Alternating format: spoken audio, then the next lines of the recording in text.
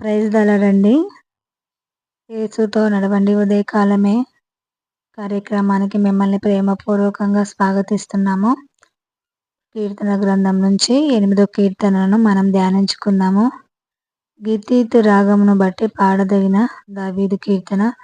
మరి ప్రధాన గాయకునికి మరి రచించబడిన కీర్తన ఇది. గీతీతు రాగమును మీద పాడదగిన కీర్తన. ఇది దావీదు చేత రచించబడిన కీర్తన. ఈ కీర్తనలో మనం మరి 9 వచనాలు ఉన్నాయి. ఈ 9 వచనాలు మొత్తము ఈ సృష్టి గురించి, సృష్టి ఏ విధంగా చేయబడింది, సృష్టి యొక్క గొప్పతనము గురించి, ఈ సృష్టి చేసిన దేవుని యొక్క గొప్పతనం గురించి ప్రతి విషయం క్షుణ్ణంగా ఇక్కడ వివరించబడింది. మరి మొదటి వచనము 2 వచనాలు ధ్యానించుకున్నట్లయితే, యెహోవా మా ప్రభువా, ఆకాశంలో నీ మహిమను కనపరచువాడా, భూమి యందంతట నీ నామం ఎంతో ప్రభావం గలది. మరి ఇక్కడ దావీదు కీర్తనకారుడు దేవుడి గురించి పాడుతున్నారు. ప్రభావం గల దేవా యెహోవా, ఆకాశం మొత్తము నీ మహిమను కనపరుచుచున్నది. నువ్వు చేసిన ఈ ఆకాశం చూసినప్పుడు అయితే ఈ భూమి మీద మొత్తము దేవుని యొక్క నామం ఎంతో ప్రభావం గలది. భూమిని, ఆకాశమును, సూర్యచంద్ర నక్షత్రములన్నిటినైనా నోటి మాట ద్వారా సృజించడం జరిగింది. కాబట్టి ఈ భూమిలో ఆయన యొక్క నామం ఎంతో ప్రభావం గలది. ఆకాశం మొత్తం ఆయన మహిమను వివరించుచున్నది. శత్రువులను పగ తీర్చుకొని వారిని మాన్పివేయుటకే నీ విరోధులను బట్టి బాలుర యొక్క చంటి పిల్లల యొక్క స్తుతుల మూలమున నీవు ఒక దుర్గమును స్థాపించి ఉన్నావు. దేవునికి వ్యతిరేకంగా మాట్లాడేవారు మరి దేవుని యొక్క సిలువ వేసే ఆ సమయంలో అనేక మంది దేవునికి వ్యతిరేకంగా లేచారు. ఆయన ద్వారా మేలు పొందిన వారు కూడా ఆయనకు వ్యతిరేకంగా లేచారు. నీకు వ్యతిరేకంగా నిలబడే నీ శత్రువుల కోసము వారి యొక్క పగను మాన్పివేయడానికై బాలుర యొక్క చంటి పిల్లల యొక్క స్తుతుల మూలమున ఒక దుర్గమును స్థాపించి ఉన్నావు. అంటే ఇక్కడ వారి యొక్క శత్రువుల యొక్క పగను మాన్పివేయడానికి బాలుర యొక్క చంటి పిల్లల యొక్క స్తుతుల మూలమున నువ్వు ఒక దుర్గమును స్థాపించి ఉన్నావు. దేవుడు ఇక్కడ శత్రువులను మరి ఎదుర్కోవడానికి, మరి ఆయనకు విరోధంగా మాట్లాడే వారిని ఎదుర్కోవడానికి ఆయన ఏర్పరచబడిన విధానము బాలుర యొక్క చంటి పిల్లల యొక్క స్తుతులు. వారు స్తుతించే ఆ స్తుతులు ఒక దుర్గంగా స్థాపించబడి శత్రువులను అనేది ఆయనకు వ్యతిరేకంగా లేసే శత్రువుల యొక్క పగను మాన్పివేసే మరి ఒక పరిస్థితిని ఇక్కడ వివరించడం జరుగుతుంది. మన జీవితంలో కూడా కొన్నిసార్లు మరి ప్రభువును నమ్ముకున్నందుకు, వెంబడిస్తున్నందుకు, మనకి ప్రభువును యొక్క నామాన్ని ధరించుకున్నప్పుడు అనేక మంది వ్యతిరేకంగా మనకి లేస్తారు. మనము సాధించాలి, మరి ఆయన ఘనపరచాలి. కానీ మరి మన శత్రువుల పైన మరి తిట్టిన వారిని తిట్టడము, దూషించిన వారిని దూషించడము, ద్వేషించిన వారిని ద్వేషించడము దేవుడి చిత్తం కాదు. స్తుతించాలి, ఆరాధించాలి, అదే ఆయన దేవుడి చిత్తమైంది. అంతేకాదు ఆయన చేతి పనైన ఈ ఆకాశమును ఆయన కలగజేసిన సూర్య చంద్ర నక్షత్రములను చూసినప్పుడు మనుషులని జ్ఞాపకం చేసుకోవడానికి మానవుడు ఏ పాటివాడు? అవును, ఇంత పెద్ద సృష్టిలో, ఈ సౌర కుటుంబంలో, ఇంత గొప్ప సృష్టిలో మానవుడిని మరి జ్ఞాపకం చేసుకోవడానికి మానవుడు ఏ పాటివాడు? మానవుణ్ణి దేవుడు దర్శించడానికి మానవుడు ఏ పాటివాడు అని ఇక్కడ ఉంది. దావీదు కీర్తనకారుడు తన కీర్తనలో పాడుతున్నాడు. కానీ మానవుణ్ణి 5వ వచనం ధ్యానించుకున్నట్లయితే, దేవుని కంటే వానిని కొంచెం తక్కువ వానిగా చేసి ఉన్నావు. మహిమ ప్రభావంతో వానికి కిరీటం ధరింపజేసి ఉన్నావు. మానవుణ్ణంట దేవుని కంటే కొంచెం తక్కువగా వానిగా చేసి ఉండడమే కాకుండా మహిమ ప్రభావంతో వారిని నింపి వానికి కిరీటం ధరింపజేసి ఉన్నావు.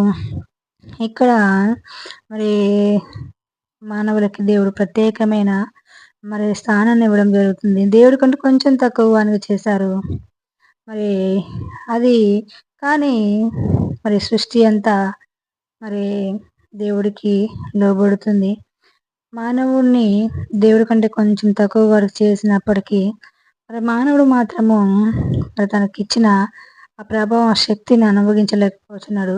పాపము చేసి మరి దేవునికి వ్యతిరేకంగా జీవిస్తున్న ఆ సమయంలో మానవుడికి దేవుడిచ్చిన ఆధిపత్యం అనేది, పాపము చేసి దేవుడికి వ్యతిరేకంగా జీవిస్తున్న మానవుడు మరి తన యొక్క మహిమను, తన యొక్క ప్రభావాన్ని కోల్పోతున్నాడు. మరి సూర్య, చంద్ర, నక్షత్రాలు ఇవన్నీ మరి దేవుడికి లోబడుతున్నాయి. అలాగే మానవుడికి గూడా లోబడవలసి ఉన్నది. దేవుడికి వ్యతిరేకంగా జీవిస్తూ ఆయన ఆజ్ఞలకు లోబడకుండా ఉండడం వలన మరి మానవుడి యొక్క శక్తి పనిచేయకుండా ఉంటుంది. అంతేకాదు 6వ వచనం ధ్యానించుకుంటే, "చేతి పనుల మీద వానికి అధికారం ఇచ్చి ఉన్నావు. గొర్రెలన్నిటిని, ఎడ్లన్నిటిని, అడవి మృగములను, ఆకాశ పక్షులను, సముద్ర మత్స్యములను, సముద్రములలో సంచరించు వాటన్నిటిని వాని పాదముల కింద ఉంచి ఉన్నావు." మరి దేవుడు మానవుని సృజించడమే, మరి ఆదికాండంలో మనం చూసుకున్నట్లయితే సృష్టి అంతా ఆయన నోటి మాట ద్వారా సృజించబడింది. మానవుడు మాత్రము తన స్వహస్తాలతో దేవుడు తయారు చేసుకోవడం జరిగింది. అంతేకాదు మానవుని తయారు చేయడమే కాకుండా ఈ సృష్టిలో ఉన్న ప్రతిదీ ఆయనకి లోబడులాగా, మానవునికి లోబడులాగా వాటిపైన మరి సృష్టిలో దేవుడు తన చేతి చేత దేవుడు తన చేతి ద్వారా మానవుని సృజించుకొని మరి ఆయన కలుగజేసిన ఈ సృష్టి మొత్తం పైన ఆయన మానవుడికి అధికారం ఇచ్చి ఉన్నాడు. మరి మానవుని చేతితో తయారు చేసిన దేవుడు సృష్టిలో ప్రతి ఒక్కటి ఆయన నోటి మాట ద్వారా సృజించి వాటన్నిటిపైన దేవుడు మానవుడికి అధికారం ఇచ్చినాడు. వారిని ఏలుమని మరి లోబరుచుకోమని దేవుడు చెప్పారు. ఎందుకంటే ఎందుకంటే మానవుడిని దేవుడికి కొంచెం తక్కువ వానిగా చేసి ఉన్నాడు. దేవుడు కొంచెం ప్రభావంతో మరి ఈ చేతి పనులన్నిటిపైన మానవుడికి అధికారం ఇచ్చి ఉన్నాడు. సముద్రం మీద ఏంది, భూమి మీద, ఆకాశం మీద, ప్రతి దాని మీద మానవుడికి అధికారం ఇచ్చిన వాటి అన్నిటిని మానవ యొక్క పాదముల కింద ఉండేటట్టు చేశాడు. మరి భూమి మీద ఆయన నామం ఎంతో ప్రభావం గలది. దేవుని యొక్క నామం ప్రభావం కలది. సృష్టిలో మరి కలగజేసినది ఏది ఆయన లేకుండా కలగలేదు. మరి అంతేకాదు ఆయన అనాది కాలం నుంచి ఉన్న దేవుడు. ప్రతిది నోటి మాట ద్వారా సృష్టి అంతా చేసి 6వ రోజు 7వ రోజు విశ్రమించడం జరిగింది. మానవుని స్వహస్తాలతో తయారు చేసి వాటిపైన అధికారం ఇవ్వడం జరిగింది. కానీ మానవుడు మాత్రము దేవుడికి విరోధంగా ఆజ్ఞకు లోబడకుండా పాపం చేసి తన మహిమను కోల్పోవడం జరిగింది. మరి ఆ విధంగా ఆయన యొక్క చేతి పనుల పైన ఈ సృష్టి మానవుడికి లోబడట్లేదు. కాబట్టి మనం ఎప్పుడైతే మారు మనసు పొంది రక్షణ తీసుకొని దేవుళ్ళు ఎదుగుతున్నప్పుడు, ఆయన ఆత్మ పొందుకొని ఆయన ఆజ్ఞని పాటిస్తున్నప్పుడు దేవుడు ఈ మహిమను మనలో పునరుద్ధరింపజేసి మనము ప్రార్థించినప్పుడు ప్రతి విషయము ఈ సృష్టి కూడా మనకు లోబడేలాగా కార్యాలనేవి జరుగుతాయి. కాబట్టి మీరు ఎంత దేవుళ్ళో అధికంగా ఎదిగితే అంత ప్రభావంతో నింపబడతారు, అంత శక్తితో నింపబడి మీ ద్వారా అనేకమైన కార్యాలు జరుగుతాయి. అనేక సంవత్సరాల నుంచి ఆగిపోయిన కార్యాలు, మరణ బంధకాలు తెంపబడతాయి. అనేక సంవత్సరాల నుంచి ఆగిపోయిన కార్యములు, శాప పాప బంధకాల నుంచి మీరు విడిపించబడి అనేక కార్యాలు, గొప్ప కార్యాలు మీరు చూస్తూ దేవుల్లో ముందుకు కొనసాగడం జరుగుతుంది. వాక్యం మీ వెనుకలో దీవించబడును గాక. ఆమేన్.